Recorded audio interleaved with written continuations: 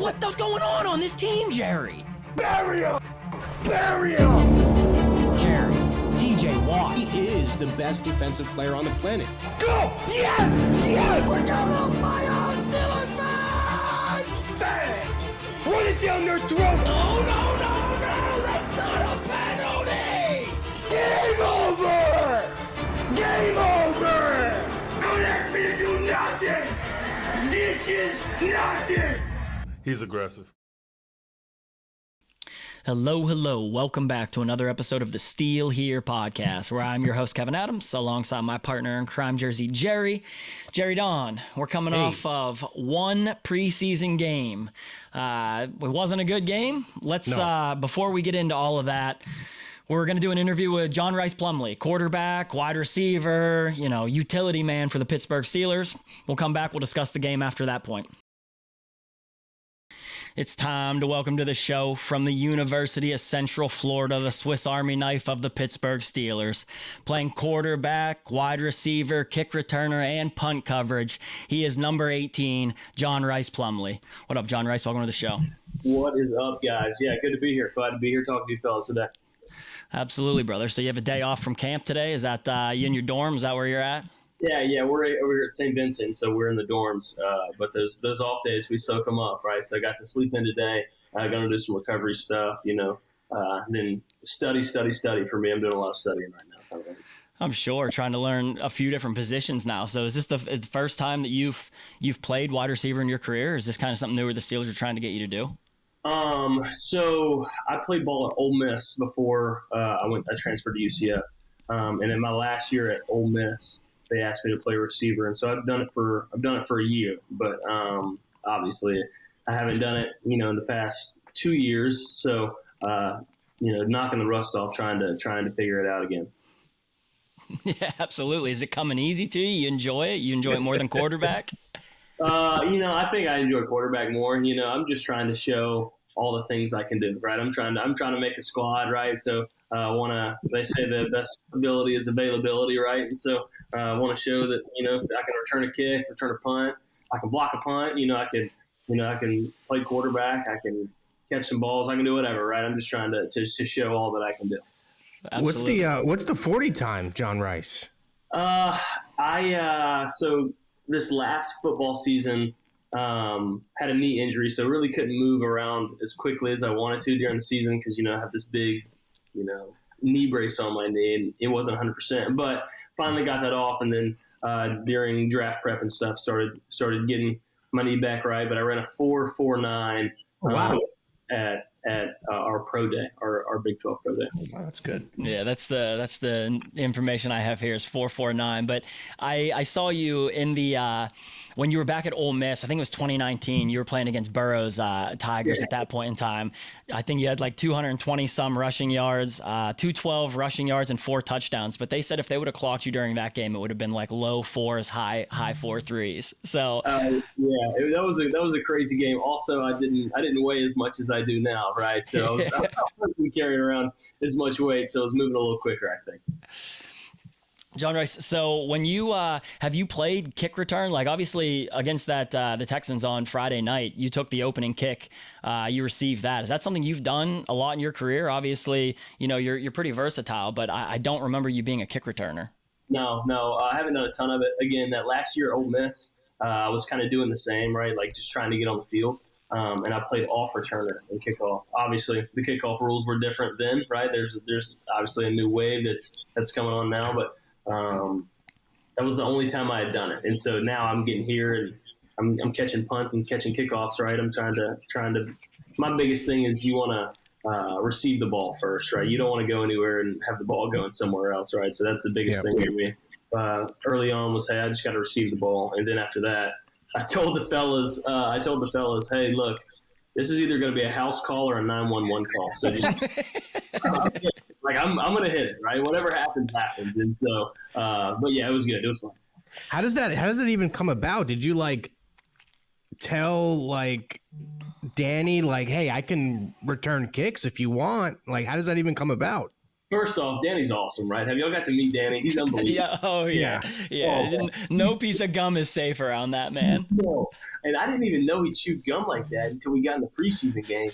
And I'm looking at, he's got a cheek full. I'm like, holy cow, this is unbelievable here. But anyway, nonetheless, he comes up to me when we're in like mini camp and OTAs,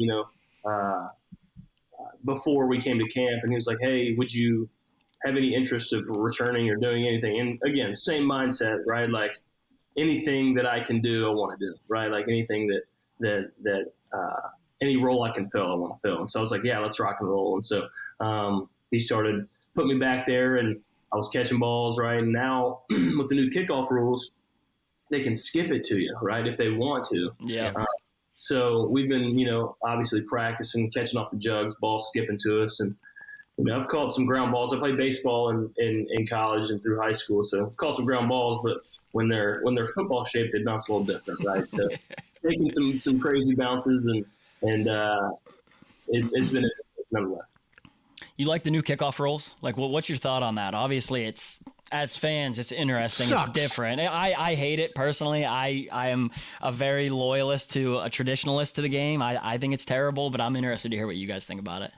I think, obviously as a football fan, you love the big hit, right? Like you love big men running really fast at each other and just explosions happening, right? Yeah. Like that's fun to see. You kind of are taking that out with the new kickoff rule, especially from the blockers, from the guys that are blocking for you. But I still think you have that opportunity with the returner, because if you cut one of those guys loose or they shed a block pretty quick, then there's a collision waiting to happen, right? Do I like it? Yeah, I think it's something that we kind of got to get used to. We watched the film from the first preseason game. There's some kinks we got to figure out, right? And, but there's going to be taking some getting used to. Yeah, I like it. Do I like the other one better? Sure, maybe. But I think as we adapt and get better at it, it's going to be a lot more enjoyable. And I think you're going to get a lot more returns is what's going to be more fun for me. Yeah, absolutely. John Rhys, you mentioned you played baseball in college. How the hell did you lose the home run derby to Justin Fields? I looked up your stats. 11. You had 11 career home runs in college? Is that what the number is? Yeah, I hit 10 of them my last year, so I was feeling really good about myself, right? I was pumping on myself. I got this, right? Like, this is going to be easy. And so the way we did it was it was on the St. Vincent baseball field right here, and you didn't even have to hit a home run. We got 10 outs, right? And so they put lines in the outfield. Like, here, if you hit it past this line, it's 1 point. If you hit it past this line, it's 3 points. If you hit it over, it's a home run. So I'm like, I'm going to be hitting all day, right? Like, this is going to take a long time. Well, so I get up there and I'm hitting. I'm like, geez, like, I'm not hitting very well today, right? We had a couple warm-up swings. I'm like, geez, I gotta get back right. I haven't swung a bat in a little while. And I get up there. Rookies obviously go first, right? So I'm up there, breaking the ice for everybody. And I'm fouling balls off. I'm swinging too hard. I'm trying to send it into the building that's in left field, right? I end up with just an awful performance. Get out in the first round. Didn't even make a competitive run at it. And so, but Justin had a really good showing. So did Russell. Those guys were swinging. Yeah, Russ played. That's probably relatable for you. Russ played a little bit of baseball too. So is that something you talked to him about? Two sport athletes, something like that. Obviously, that's something you can relate about. Yeah, for sure. He's telling stories about when he was in college, and I'm telling mine, and he got to play at the professional level as well. And so I haven't got to hear any stories about that, but I'm definitely gonna start working on them, try to get some of those stories out of them. But yeah, it's cool, right? Not a lot of people have gotten to do the two sport thing, and it's pretty cool that we both had the ability to do that and had the opportunity to. So it's cool to talk about. John, who is the person in camp you would say that you've grown closest with so far at Latrobe? In your rookie class, really your rookie class kind of gets tight, right? Because you're doing a lot of the same stuff together, right? They're making us sing up there in front of everybody. Well, what'd you sing? What did you sing? I sung "Stand By Me," a pretty easy one, right? So I think that the key is you got to get everybody singing with you. That's the key. If you can get people singing with you, you're doing it right. Yeah, they're not going to boo you off stage at that point. Right. You're all you don't right. want to be booed. Do not. Who had the worst performance? All right. So this isn't. So Troy, he's as the first round guy, he goes first, right? Like he is the first, the one to go. So it kind of sucks for him. Right? Yeah, terrible. He doesn't know that he necessarily has to sing. They call him up there and they tell him to do something. Well, he tells a joke. Well, they didn't like that he told a joke. They wanted him to sing. So they threw him off. They boo him, right? They get him out of there, and it's like, oh, thanks. So we're singing, right? And so the next day, they called Troy back up there. And they're like, hey, sing. You need to sing.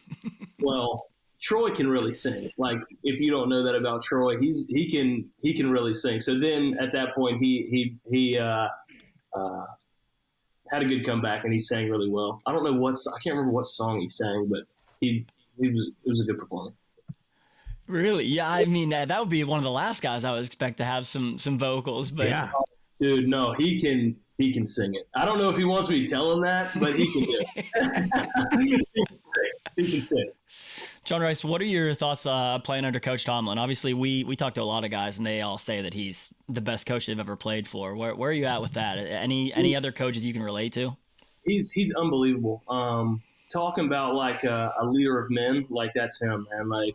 Like there's a way that he does things that kind of makes you fired up to go do it, right? Like he talks about the fight a lot. I'm not going to break down all of the stuff he says, but if you do some things, it's going to lessen the fight in people, and if you do other things, it's going to heighten the fight. And he really heightens the fight in people, and it's really cool to kind of be in this culture. The only coach that I can kind of compare him to is the Ole Miss baseball coach, Mike Bianco. Just two unbelievable leaders that I've been around, and not to say my other coaches haven't been leaders. Their leadership style is similar.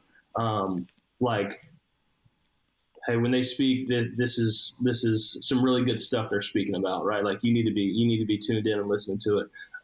Can't say enough good things about him. He's been great. You have a favorite Tomlinism? He's got a bunch of one-liners that, like, if you said it, like, this is what he's like. Let me if you go up to anybody on the team, and say, hey, there's nothing mystical about this, like. There's nothing mystical about, having a good day or having a good day at practice. There's nothing mystical about it, right? Like it's either like you're working to do it or like it's not just going to land in your lap. And that's one of the things that I really like that he says. There's nothing mystical. And his voice, booming voice, right? Yeah. Oh, yeah. He's like, good morning. And it's like shaking your chest. It's like, okay, here we go. But yeah, I like that. I like that one line. John Rhys, do you kind of have a gauge, like obviously undrafted, you're on the Steelers now. Do you kind of have a gauge as a player, like, hey, I got a really good chance to make this team, or hey, I don't know if I fit well here. Like, where are you at in terms of your camp so far? Yeah, hard to gauge for me, right? Being an undrafted guy, you're kind of trying to find your way and make your own way, right? And so it's hard for me to gauge, like, do they really love me, or hey, are they looking somewhere else, right? Of course, they've been super helpful and they're great coaches and they coach me up a ton, but you never really know what they necessarily need, right? Like hey, we got to have this guy, we gotta have this guy, right? And so for me, it's hard to gauge, and so what I try to do is not kind of think about it, right? I just kind of try to play football, Sure, right. and have fun doing it, because I feel like that's the time I play my best football is when I'm having fun with it. And so if I start thinking about, hey, I had a bad day, I'm not going to make the team. Hey, I had a good day, I'm going to make the team. Then you start worrying yourself to death. And so what I try to do is pray about it, give it to the Lord, and then have fun and go play some ball. That's what I try to do.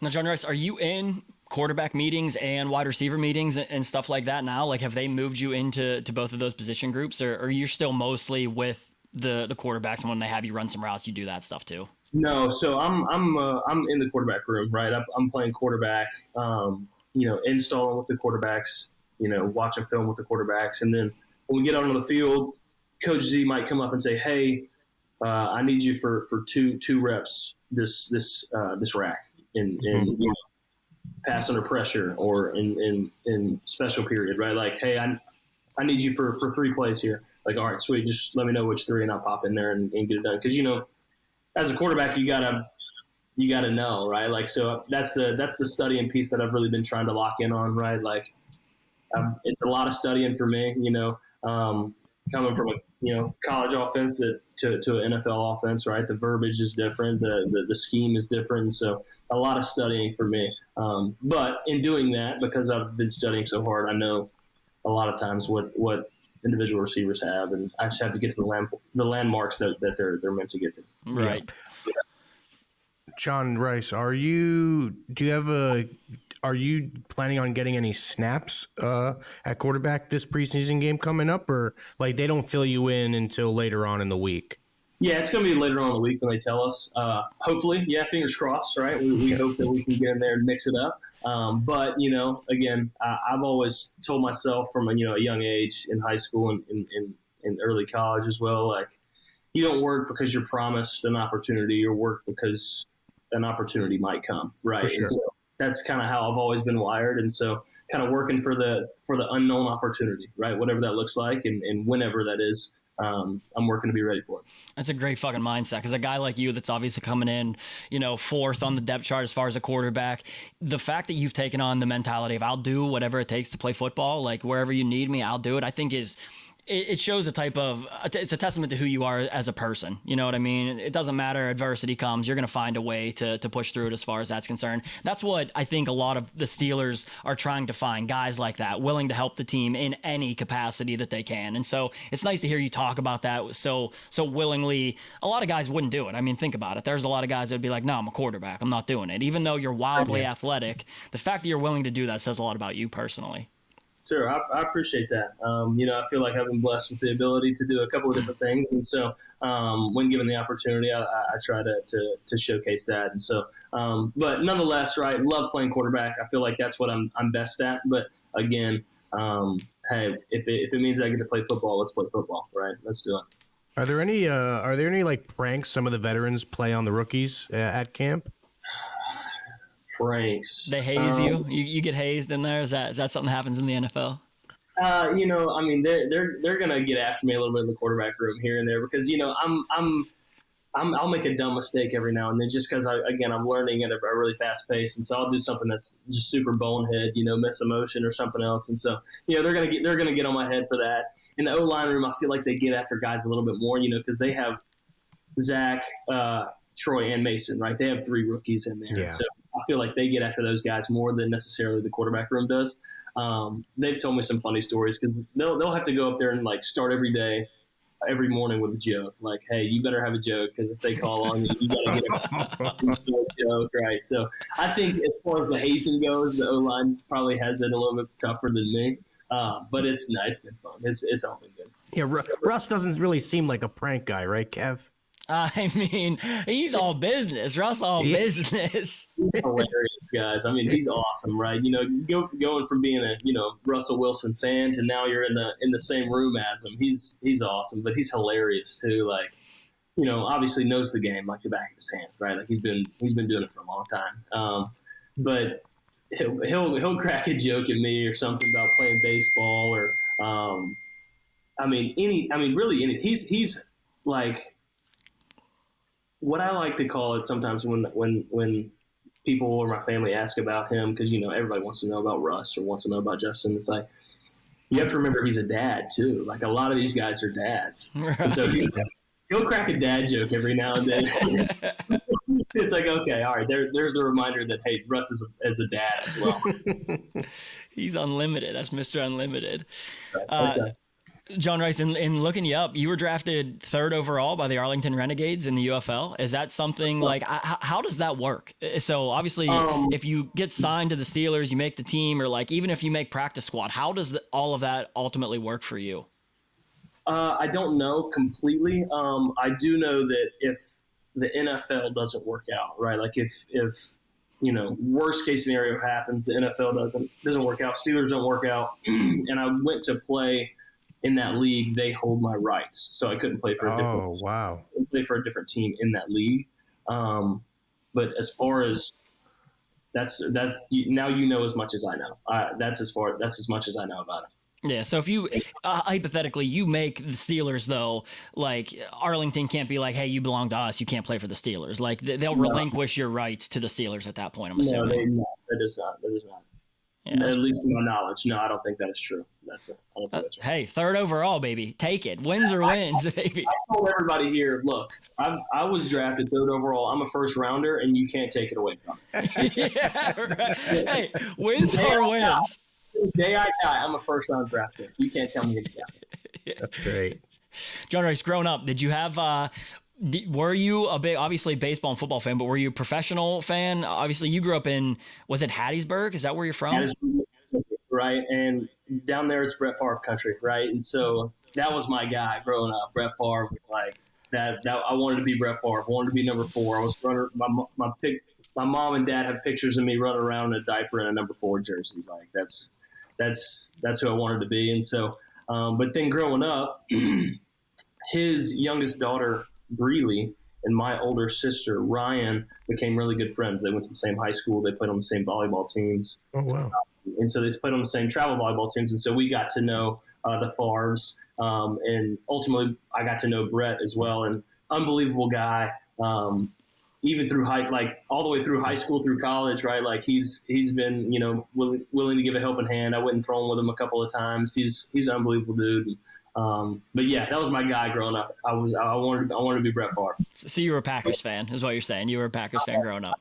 I wasn't a diehard Packers fan, but like when at his end of career where he started jumping teams around everywhere, and then he ended up eventually retiring, I was like, well, now who do I cheer for, right? And so I just went back to I'll be a Packers fan, I guess, because he did the most damage there. And so, yeah, I think that's fair to say. So 2010.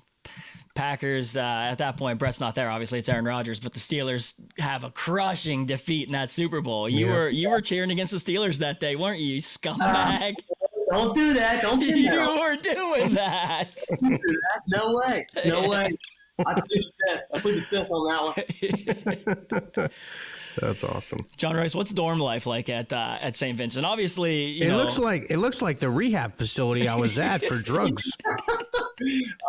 Yeah, it's dorm life. It takes me back to freshman year of college, right? We're in our little cubicles here, and it's all football, right? You get up, brush your teeth, go downstairs. The meeting room is 1 floor down, right? Like it's right there.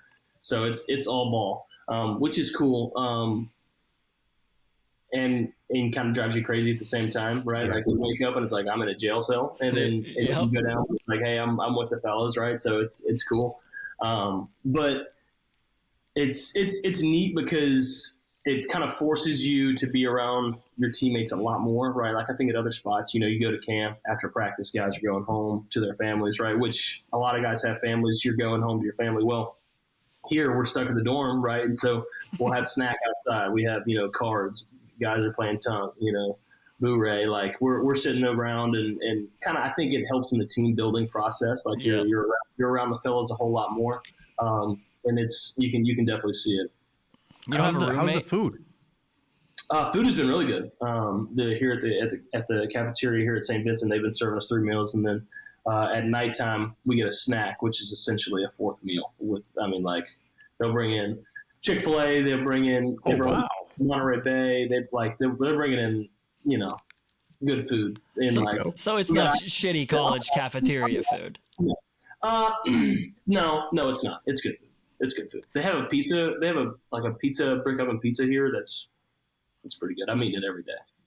And you don't have roommates? I guess that's something I automatically expected. You guys all have roommates. Is that not something that exists? We do. We have roommates. I'm in my own little. I guess you would call this like a suite style, right? I have 3 other roommates: me, Julius, Beanie, and Jacoby, all rookies, right? All in the same room? Yeah, all in the same. Not in this room, but like in the same little suite. We have a little common area. Well, there's like a common space, Jer. So like Jerry dropped out of college, so he can't relate. I didn't drop out. I got kicked out. There is a difference. Correction. So like it's one big space and then you have your own little rooms off of it. So it's not like they're all sleeping 4 dudes in one room. It's not like that. I will say that, sometimes you go to a dorm room or you go to a hotel and it's like, hey, this air condition doesn't work very well. And, it makes for a really bad stay. Oh, yeah. I will say St. Vincent air conditioning AC units have been unbelievable. I mean, that's great. It has been set on like 65 and it has not cut off in 3 weeks. Like it's cryotherapy in there. It's awesome. All right, Jerry, you got anything else for our boy?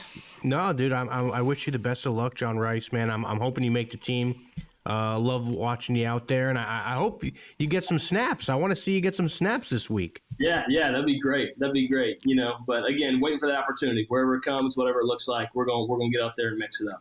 Oh yeah, John Rhys, you get out there. You have a touchdown celebration in mind. Like hypothetically, you take that kick to the house. Are you fucking roaring, or what's that look like? Take the kick to the house, y'all. Listen. I'm going to run laps around the field if I take that. Y'all are going to know what to think if I take that kick to the house.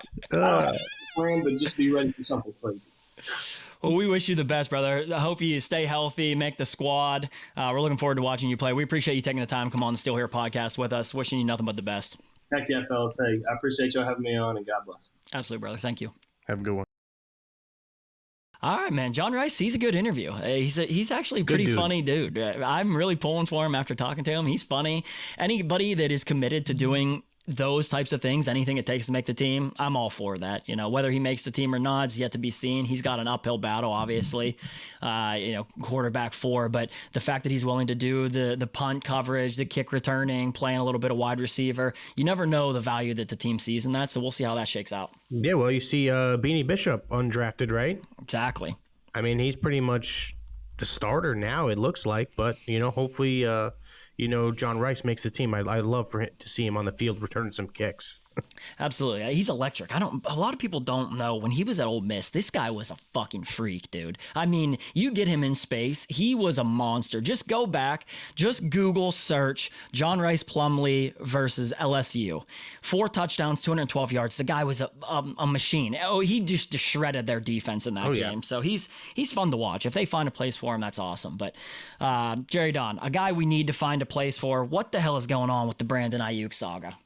Listen, I've got the same stuff that a lot of us have gotten, pretty much. The Steelers are and Aiyuk, that side is done. It's the holdup is the 49ers and the compensation for it. Like I said last week, it's still the same story. So I think Khan is definitely playing some hardball, and I don't blame him for it. I personally think the Steelers really need a wide receiver, and I also listen to some other Steelers podcasts, and some other people say that the Steelers are just fine, with the receivers they have, and I don't think I agree with that. I think that they're good. They're good wide receivers. They're not great wide receivers.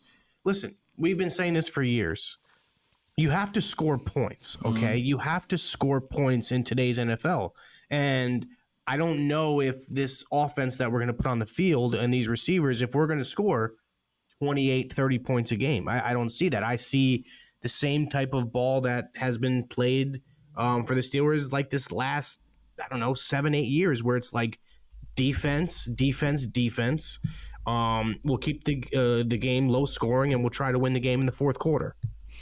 And I think that's where you watch that preseason game, and while I think George Pickens is still obviously special, Van Jefferson, he's going to be what he's going to be. You saw some other things in that game. Quez Watkins muffs a punt. He didn't look great. Yeah, tough. Calvin Austin, it wasn't good. Calvin Austin, then he makes some nice catches. He has some receptions. He puts some yards up there, but also he gets a shitty ball from Kyle Allen. He should have been wide open, just dump it over, but it wasn't. And I tweeted, I would have liked to see Calvin Austin make that catch. And I got a lot of backlash. Oh, blaming Calvin Austin. You're an asshole for that. It wasn't Calvin Austin's fault.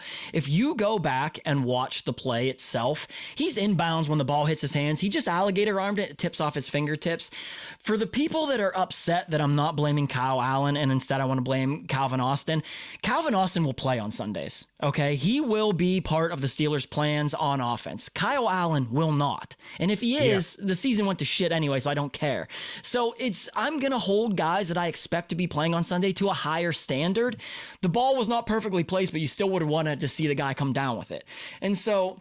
Well, that's the thing. You just said it yourself. The passes aren't going to be perfect every single play, you know?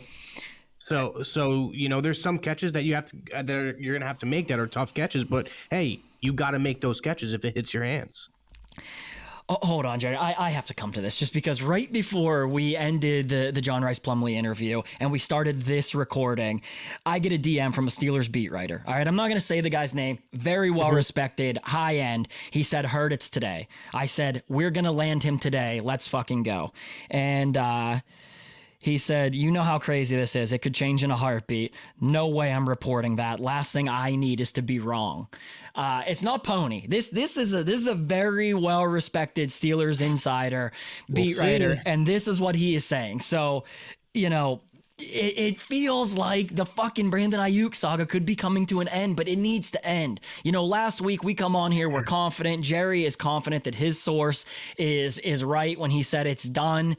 And then we go a week and still no progress. And, we had heard some things on the back end. 49ers pulled back just because they want another receiver and they wanted to try and move our picks for another receiver. And then that was the holdup. And then they go back to the table with Brandon Aiyuk and they sit down with him and try and work out an offer. But as of yesterday, we're recording Tuesday morning. As of yesterday, Brandon Aiyuk was not satisfied with the 49ers offer. And he said there are two options, trade me or up the offer. The 49ers, Jerry, they're not going to up that offer. There's no way they can afford to. No, and the reason is this. You essentially had the Steelers, the Browns, and the Patriots. They all made offers to Brandon Aiyuk.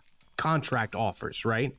And that pretty much gave the upside to the 49ers. They didn't even have to negotiate with Brandon Aiyuk. They could have seen those offers, heard those offers, and be like, okay, Brandon Aiyuk is okay with these offers. Let's just offer him that, and we're going to get him. They still have yet to do that. So that means that they're not close to what he wants. So at the end of the day, he's not going to play. So I think they have to trade him. I really don't see him going back to the 49ers. I really don't. Agreed. And as of last night, you heard Mike Garafolo of NFL Network on the Insider Show say that this deal could happen in a matter of minutes from when the 49ers agree that it is done trying to sign Brandon Aiyuk. He could be with the Steelers, signed, good, traded in a matter of minutes. So it's come down to the Steelers and 49ers. Everybody knows that at this point. We're on the precipice of landing him. So I want you to be right and Jerry's sources. And to be clear, Jerry's not coming on here making up bullshit. Like, he is hearing it that the Steelers have him. Everything is done on their end. It's just up to the 49ers to send it through. So, again, we're going to find out. We're going to find out very soon, I would guess. No, I know the source is really good. I mean, everything he said to me is really accurate, and it's what Schefter has been reporting the last few days, so I know it's real. Right. Yeah, absolutely. And I mean, we need him. That game on Friday night against Houston told me that I would really, really like to see another wide receiver in that room. I don't want to have to rely on what we have. I would feel a whole lot better with Brandon Aiyuk opposite George Pickens than I would Van Jefferson and everything else going into it. But what'd you think about, Jerry, what'd you think about Justin Fields? First time we get to see Justin Fields. Where are you at with him? I threw the ball well. Essentially, he went 6 for 6, right? Because that was a catch to on. They said it was out of bounds, but it was really a catch. Tomlin in mid-season form doesn't throw the challenge flag, Jerry. I know it's crazy. But I think he looked pretty good. I think he was comfortable back there.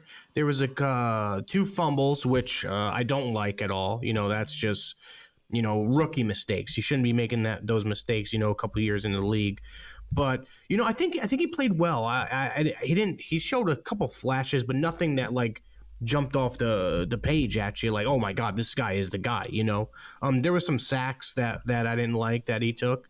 I felt like last year with the Bears, he was able to escape some of those. So I'm sure just a little rust and whatnot. First preseason game. I'm looking forward to this second game too, and I'm also looking forward to Russ too. I'm excited about Russ getting some snaps in this preseason game. But overall, I think Fields played well. I think the offensive line did not play well. I don't think they ran the ball good early on. But yeah, offense didn't really do nothing for me that game. It was just whatever. First preseason game, it wasn't good. We'll see what happens next week. Very, very sloppy. Yeah. I mean, you had Troy Fontenot. He didn't look very good, and then he bangs up his knee. But Jerry Dulac reports yesterday that the Steelers aren't going to wait around. He's going to be the starting right tackle. So you have Troy Fontenot, who's going to be the starting right tackle for the Steelers, and that's great news, Jerry. That you know what that signals? Oh, yeah. That signals they're done doing this archaic shit where the guy has to earn it. We got to bring him in. You know, he needs to work through it in preseason and then early in the season before you give him any starting chances. I love that. You drafted this guy first round, fucking plug him in there. Let's go. Do you believe that though? Do you think that's true? Do you think that's accurate? I do. Jerry Dulac, wow, he catches a lot of shit. If he's going to tweet about stuff like that, if he's going to put that out there that the Steelers are going to go into the season with him as their starting right tackle, now barring an injury or a setback with his knee recovery, which I would guess that it's not as serious as we might have thought it was if they're already saying that he's going to be the starting right tackle. But I do believe it. I do believe it. And also, who's going to play over him? You know, you would think this means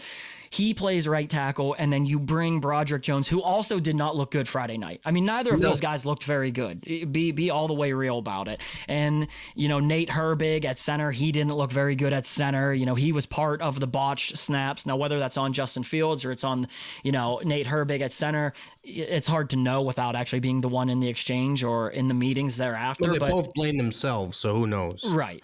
I mean, but when you brought in Zach Frazier to play center, those things kind of went away. And Zach and he Frazier, looked good. He looked good. He did look good. He did look good. I mean, that's one guy you would just expect at this point in time to be your starting center moving forward. I don't need the earn it or, you know, Nate Herbig is a guard. Nate Herbig is not a center. Okay, he is a guard. And not only when he got the snaps down, there were plays where he got swimmed, he got bullied back into the backfield. I mean, no disrespect to him, playing center is a lot different than playing guard. And I just think he's a better guard. And after last year, Jerry, when you have Kevin Dotson playing on the wrong side of the line, and then they trade him to the Rams in LA, and he goes on to become the highest paid guard in football, you know, maybe the Steelers need to start playing guys where they belong. And that's why I want to see Zach Frazier at center. And I don't want to see Nate Herbig at center. Now, having said that, I want to see Broderick Jones as your starting left tackle. I know that Dan Moore might be more, you know, seasoned right now, and, you know, you don't have Broderick Jones looking great, but you drafted him in the first round. You traded up to get the fucking guy, man. Let's put him in there. We're going into year 2 with this guy. He's not a rookie anymore. Let's get him in there. I'm done with the Dan Moore shit. Yeah, and you know, it's surprising that, you know, Fontenot is going to start at right tackle to me, because it's like the Steelers really don't do those things. So I'm under the assumption now that Broderick is going to start at left tackle, you know, and Frazier is going to be the center. Like, you know, maybe they're just going about things differently now, you know, than they did in years past, which I love because it's supposed to be that way, you know. And also another guy I want to bring up, and the last couple of days you've heard his name in camp. Corey Trice is doing his fucking thing, man. I'm excited for him. We've heard stories last year about this guy early on in camp. So I'm really excited for him, dude. And will he start? No, probably not.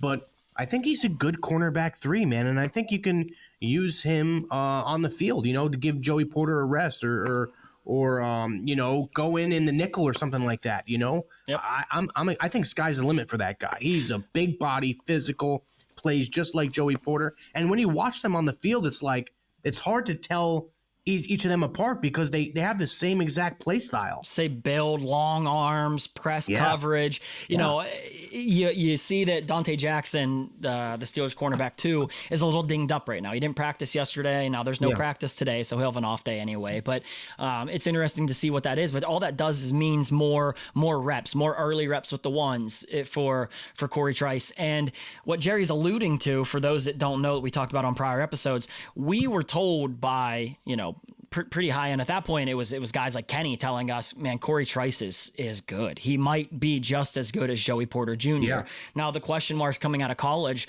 were injuries. Could he stay healthy? And then unfortunately, he hurts his leg in training camp last year, and we don't get to see him. I think he had like a fourth or even a third maybe round grade on him though, before, like if it wasn't for the injuries. Yeah, well, that's exactly it. And so you get another guy who plays very similarly to Joey Porter Jr., and now he had to sit for a whole year, so he looks fucking massive. I texted Jerry yesterday. I'm like, his upper body, he put on some size between last year. Oh yeah. So obviously rehabbing the leg, he didn't skip any time, putting on some mass, which is going to help him in the NFL. Stronger receivers, body them at the line. So yeah, Corey Trice, I'm excited for.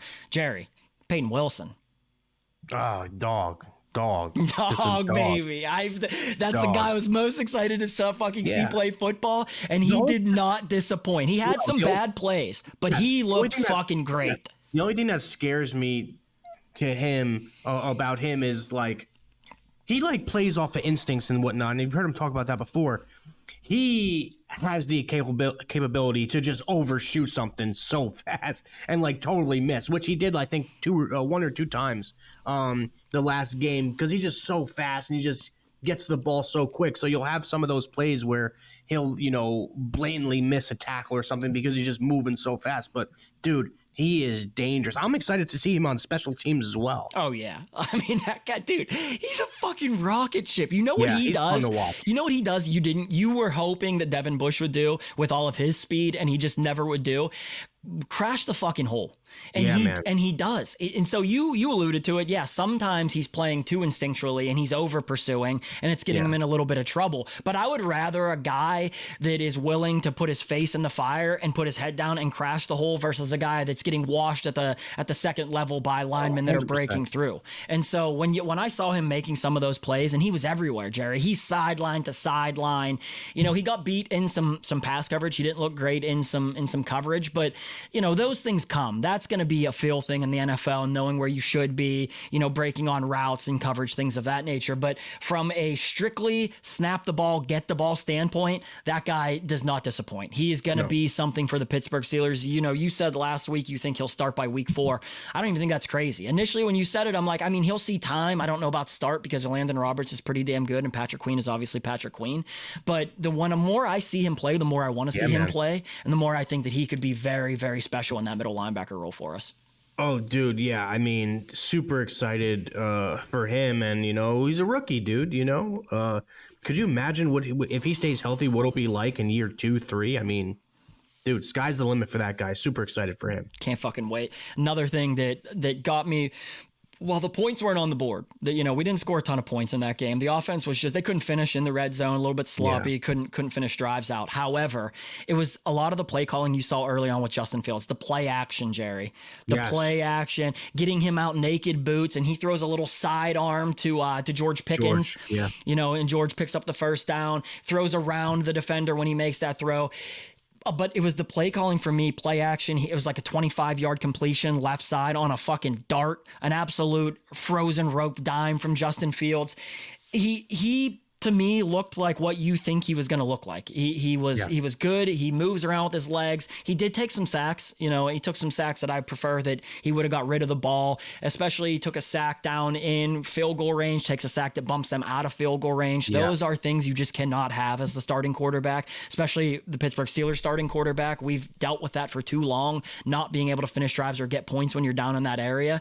But all in all, I would give him a B, somewhere around there, B- maybe for how he would grade out for me. But like you said, he should have been 6 for 6. So hard to really hate on that. But for me, Arthur Smith, you could see a difference in the way that the Pittsburgh Steelers call it an offensive game plan, and I'm excited about it. Oh, for sure. I wonder how much do you think Russ is going to play? Do you think Russ and Fields are going to play the whole first half? I'm going to get, I would say yes. I'm going to guess Russ gets a quarter. Depending how it goes. He marches down the field, scores a touchdown opening drive. They might shelf him. It's hard to say.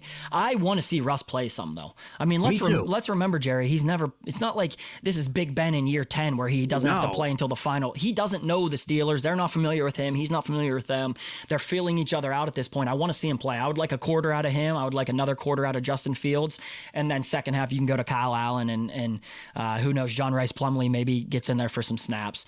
But I really really do want to see him play a quarter, and I want to see what everybody says Russ commands the huddle. I want to see real Russell Wilson. You know, I want to see him pushing the ball downfield, taking some chances. I don't want to vanilla this thing, because then you just don't know. I want to know who he is. I think they're going to open up the playbook, I think, with Russ, and I think they want to see everything as well. So I think you'll see a bunch of play action boots. I think you'll see a bunch of deep passes. I think you'll mix it up in the screen game, and they'll see what he's like there.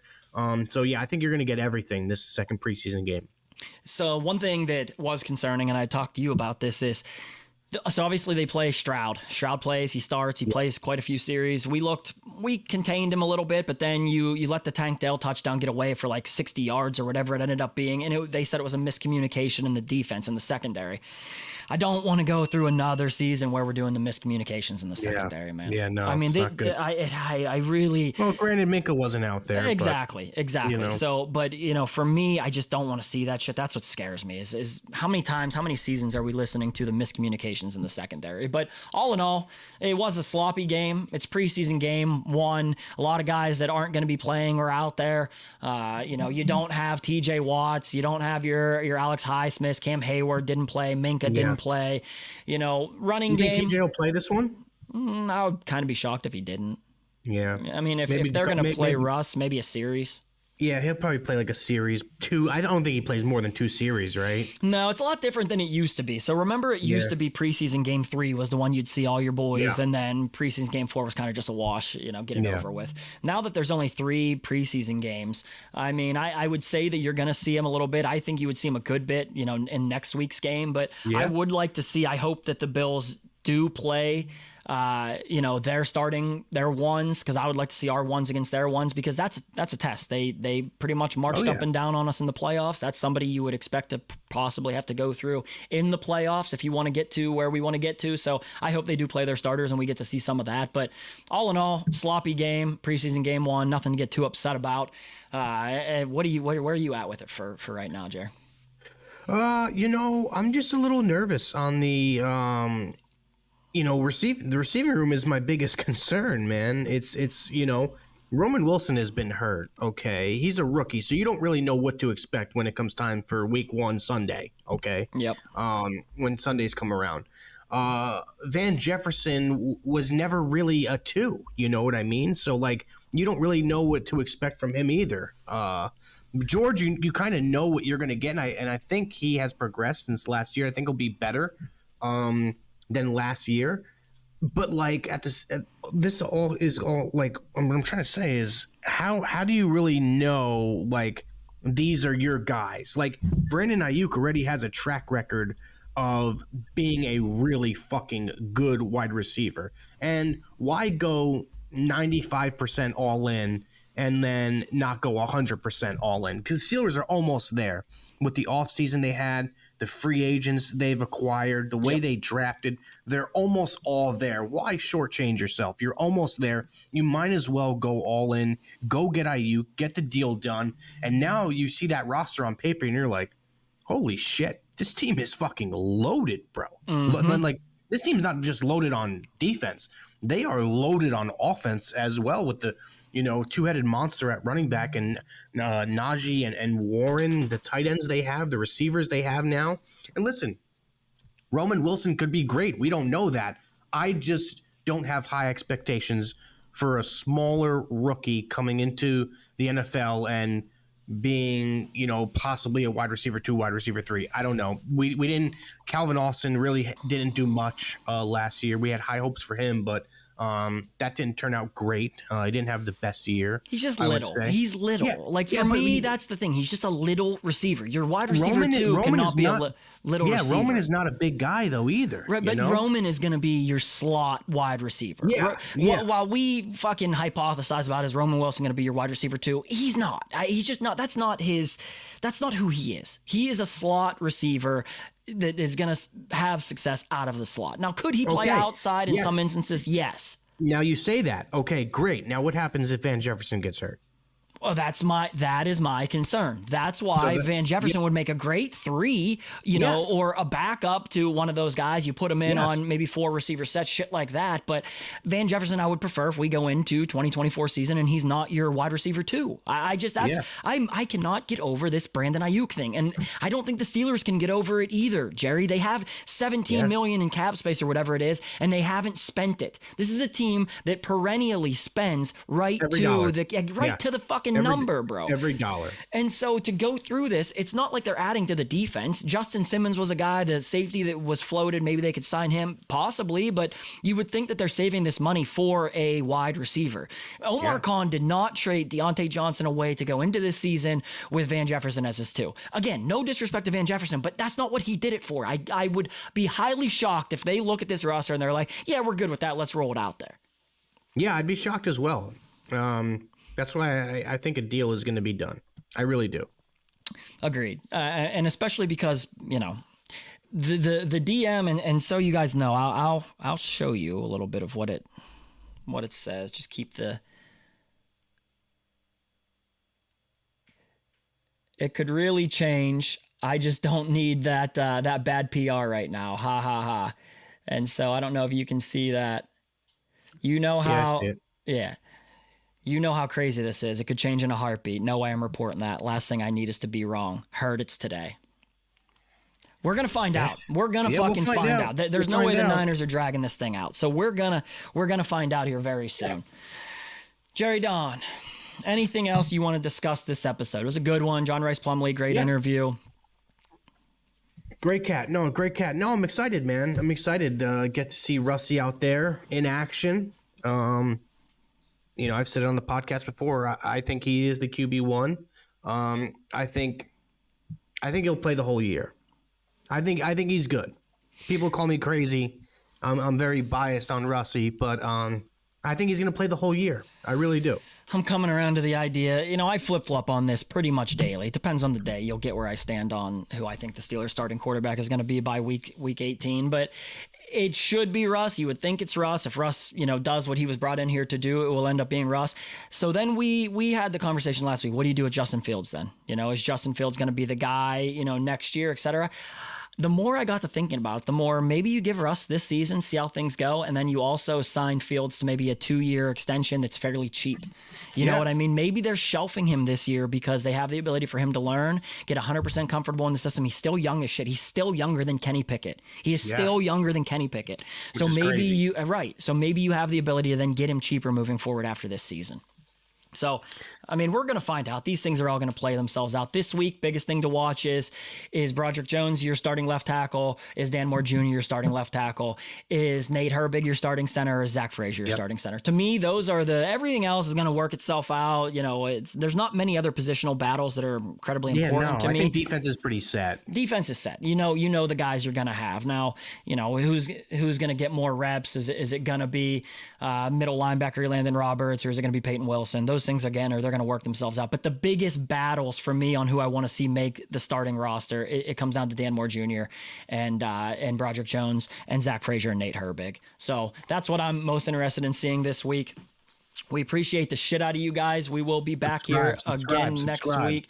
Make sure you're subscribing. Now, the episode, it did well. The episode did well, Jerry. The comments, we love the comments. Leave us a comment in the YouTube. It helps push the show through the algorithm. Share the show, like, comment, subscribe. Make sure you are subscribing to the Steel Here Podcast YouTube channel. It is on Apple. It is on Spotify again. So everything is running like a well-oiled machine here leading up to week 1. We appreciate the shit out of you guys, and we'll see you here next week. See you next week. Later, Jer. We're here. We're still here. We are still here.